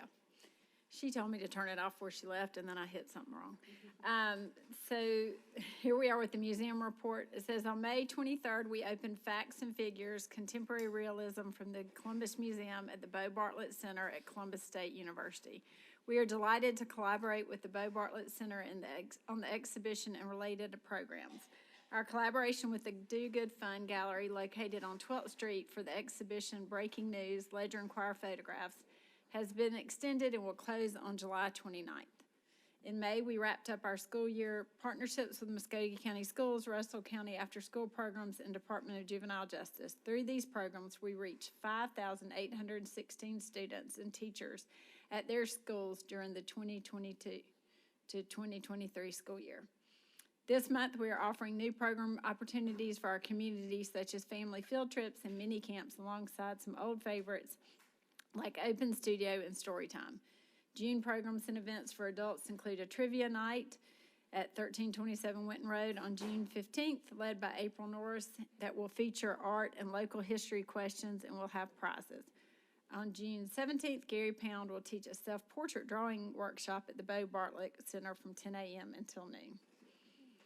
And it has total program attendance of 605.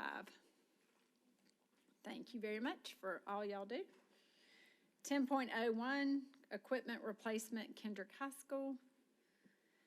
The cooler and freezer units at several locations are in need of replacement. Both the construction and school nutrition departments would like to use Neal, Kendhurst, and Murray PC as the architects to design and bid the purchase and construction of these units.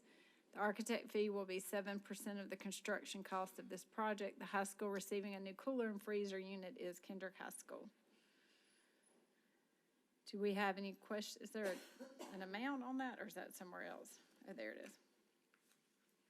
Total projected construction project budget of $400,000. Any questions on that?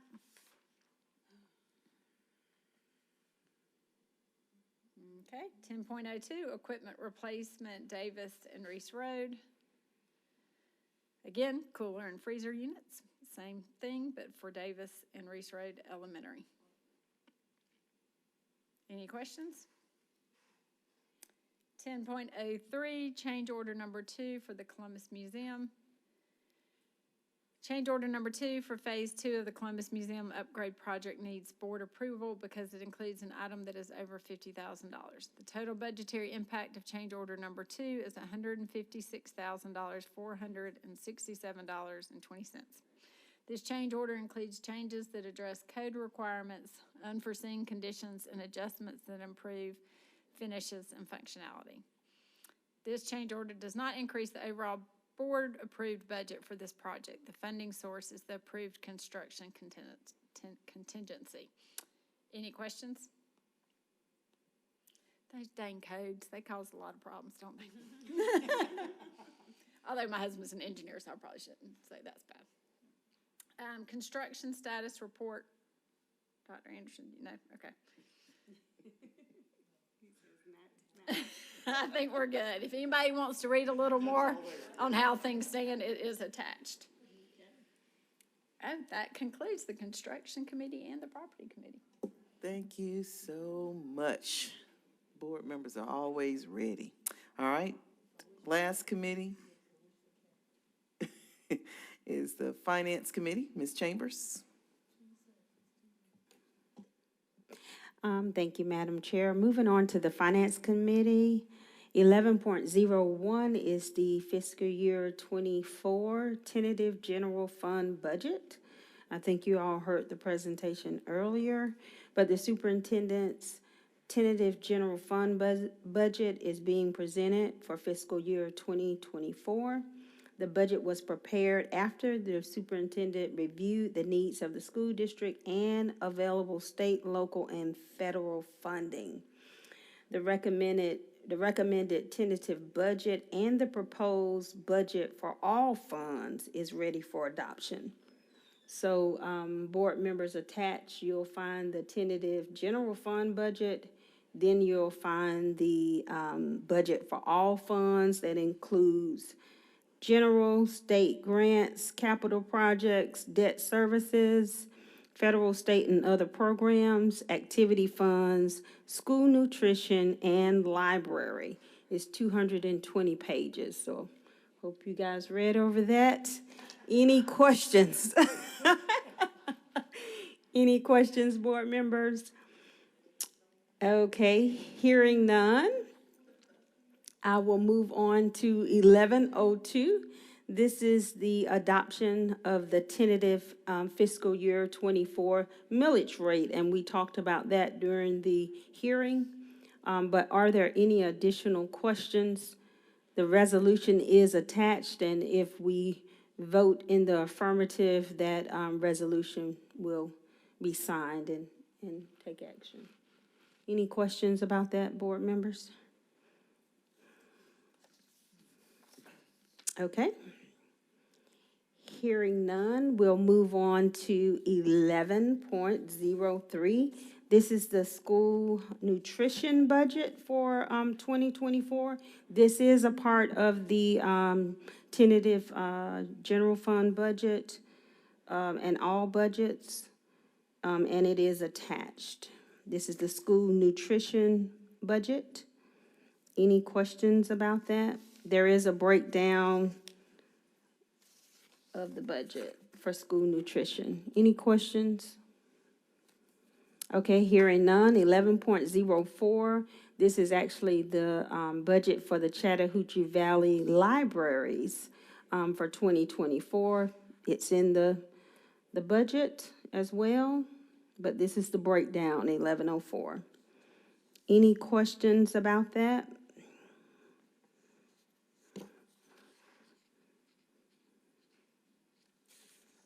All right, hearing none, we'll keep moving. 11.05 is the debt service budget for 2024. And that debt service budget is also attached. Any questions about the debt service budget?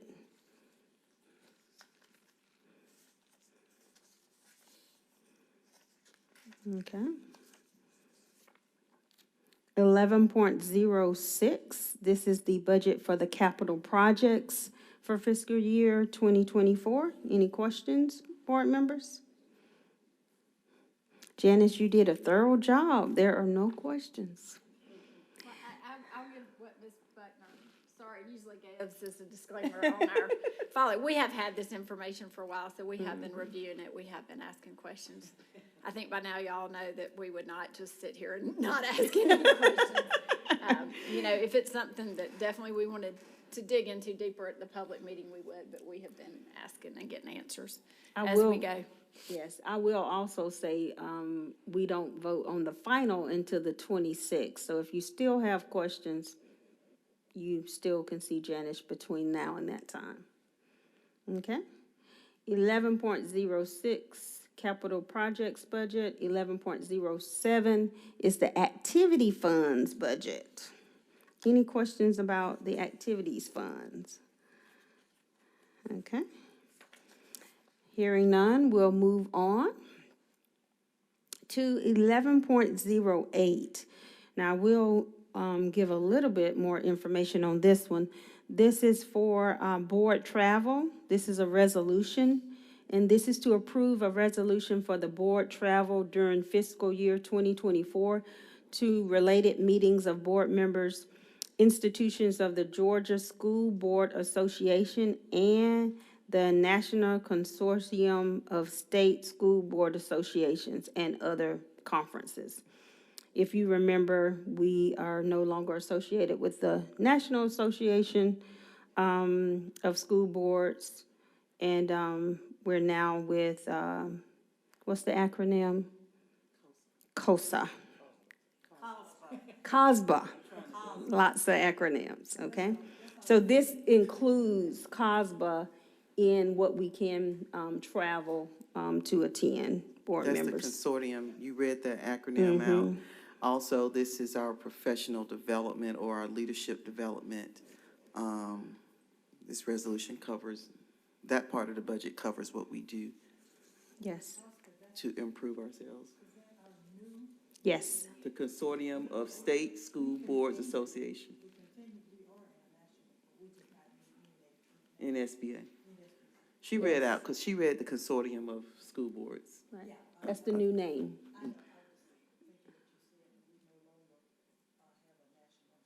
Oh, no. No, ma'am. Okay, moving right along, 1104 is purchase exceptions A and B. There are several of them, about 50, that they are attached. There are things like turf, technology, but these are exceptions. Any questions about that, board members? I was Miss? curious on a couple of them. Okay. I was wondering what Nearpod is, number 18. Nearpod? Yeah. That was just one I don't remember seeing before. It's number 18. Number 18 is a license. Yeah. Oh, sorry. Whichever one we were on, 11.09.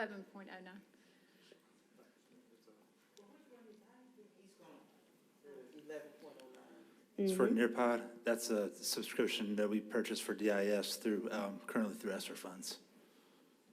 A subscription like for what? It's an instructional resource. I don't know if DIS could speak to it better, but there's lesson planning resources in there.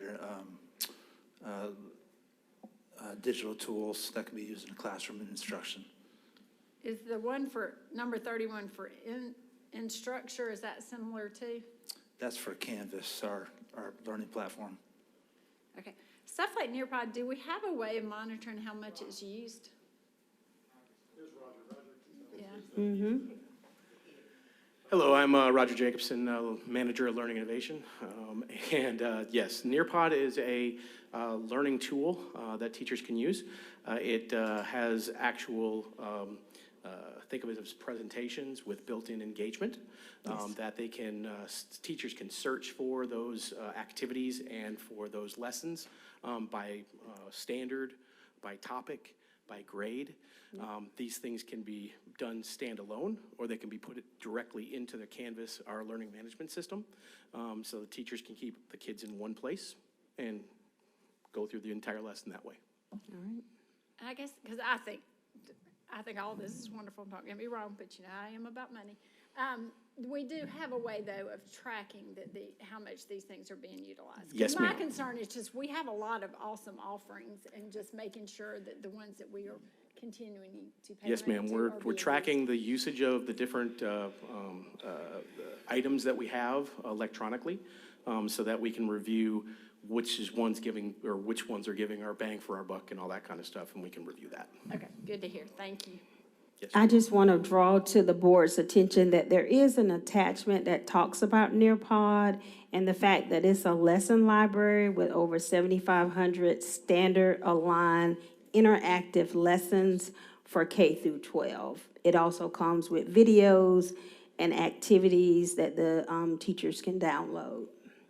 So it is attached, and it sort of explains what that licensing is for. Yeah, thank you. Really, my question was more towards the tracking, so thank you for Yes. answering that. Okay. Any other questions, board members, for 11.09? Okay, hearing none. 11.10 has to do with maintenance, and there is a list of different things like security cameras, voice over IP, Power School Group, that's attached. Any questions about those expenditures that are also in the 2024 budget? Okay. Hearing none, I'll move on to 11:11. This is your renewals. So all of your renewals are attached. Any questions about those? Okay. Hearing none. 11.12 is purchase exceptions F. This is the invitation to bid, the RFPs, and all of those are attached, from HVAC work to audio work to Verizon Wireless, T-Mobile, Canon, things of that nature. Any questions, board members, about those items that have been bid through the process? It also allows for us to approve things through the state or federal government, purchase from existing competitively bid contracts from the state or the federal government. Any other questions? Okay. Hearing none. 11.13 is a list of additional purchases, and there's only one item, and that is for a copier. It's a lease agreement. Okay. 11.14 is professional services. There are about 50 items, board members. Everything from our contract with Hall Booth Smith, board docs, Pastoral Institute, our communities in schools, which is very important, our Robinson and Grimes auditors. Everything is attached. Any questions about any of those items?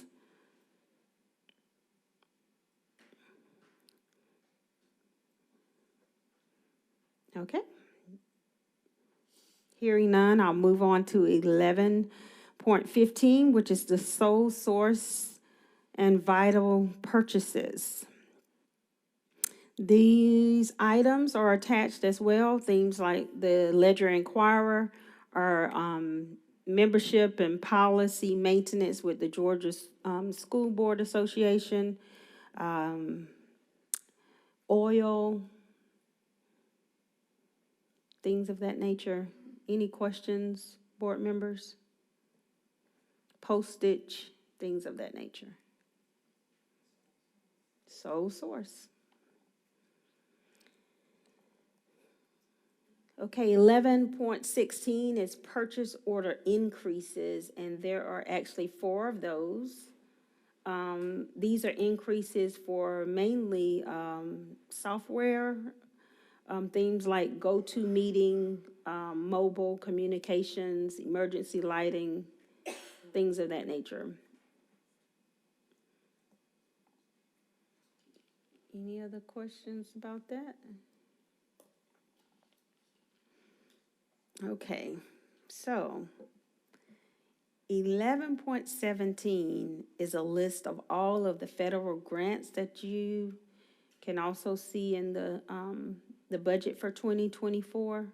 There are 27 grants, and there's a breakdown on how that money will be used. The ESSER grant is there, the GNETs, pre-K. I had a question about the Mill District grant.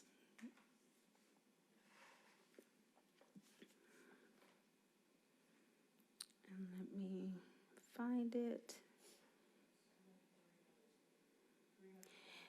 The only question I had, and you don't have to answer this now, but if you can send it to us, on the paperwork and the attachment, it says the budgetary impact is $300,000, and then it says see attached schedule, and there's no attached schedule.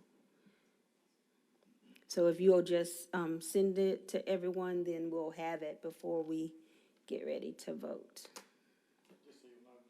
That's the Mill District who's adding an ancillary support staff and personnel Right. to the schools. For Fox. Right, for Fox Elementary, correct. Absolutely. Okay. All right, moving on to 11.18. This is the state grants, and you see a list of those state grants as well. We get a grant for hygiene products. Very good. Any questions, board members? I know all of this is in the budget, but it sort of breaks it down in each category. 11.19 is the new budgets for fiscal year 2023. And there is a new Georgia outdoor learning demonstration called the Gold Grant, and it is attached. Any questions? I'm almost finished, board members. Moving on to 11.20, these are all of your budget adjustments. And there are several of them. Most of them are under teaching and learning, but they are attached. Most of them are coming from grant funds. Okay? Any questions? No?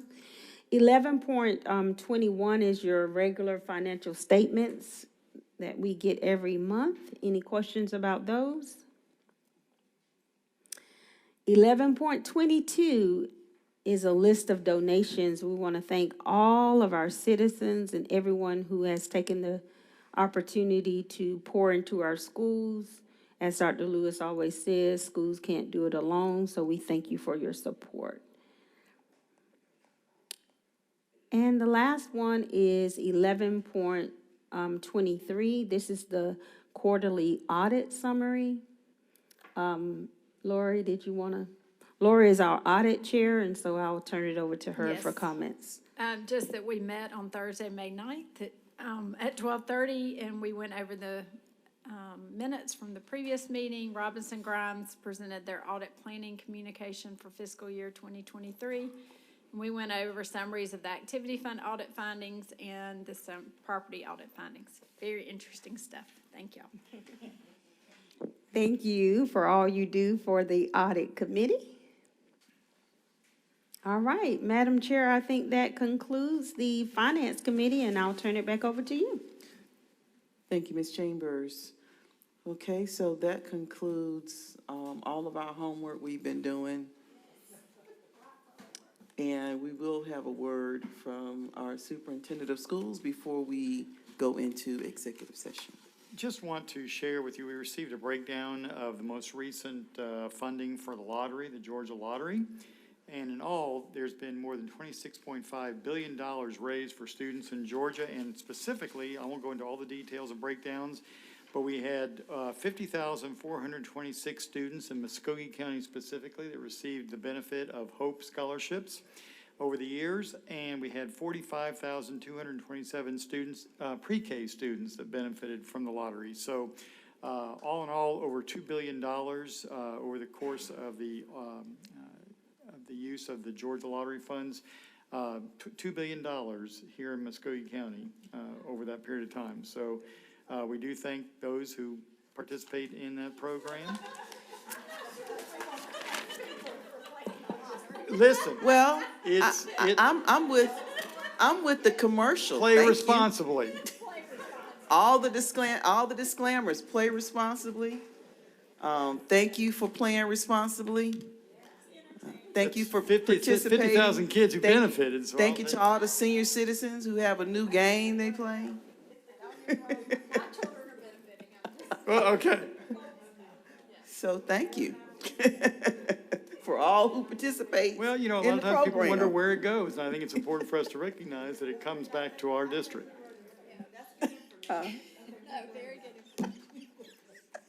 Okay, so any board member want to add anything? Not a thank you, but do you want to add anything going forward for our next meeting come up? Motion to go into executive session by Ms. Buckner.